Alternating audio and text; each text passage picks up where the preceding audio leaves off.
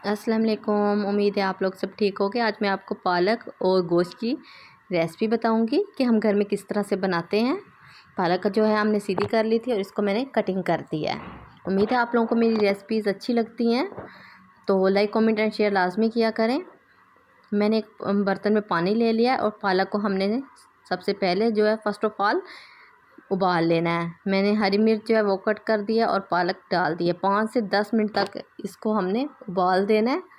जब ये उबलने लग जाएगी और इसकी कड़वाहट जो होती है, इसमें एक कड़वाहट सी होती है, तो वो हमें निकालनी होती है। तो वो हमने निकाल देनी है। इसकी पिच छानने की वजह से हमने ये सारा जितना भी इसका पानी है निकाल देना है।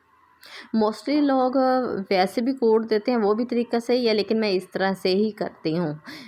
जो पीच वगैरह निकाल देती हूँ और दैन उसके बाद इसको मैं कूट लेती हूँ अच्छी तरह से। मैंने तमाम जितनी भी पालक थी उनको कूट के एक बर्तन में रख दिया। उसके बाद एक और बर्तन लेना है, उसमें मैंने घी डाल देना है। प्याज इसमें हमने डाल देने हैं। उसके बाद इसमें लहसुन का पेस्ट डाला था और चिकन डाल देना है। इसके बाद हमने इसमें टमाटर डाल देने हैं। हरी मिर्च पहले ही डाल दी थी, नहीं डालनी। तो जितने भी इंग्रेडिएंट्स हैं, हल्दी पाउडर और सुरख मिर्च, वो हमने इसमें डाल देने हैं। नमक डाल देना है और खुश्क धनिया पाउडर वो सब डाल देना है। उसके बाद जैसे ही हमारा भुना जाएगा तो उसमें हमने पालक डाल देनी है।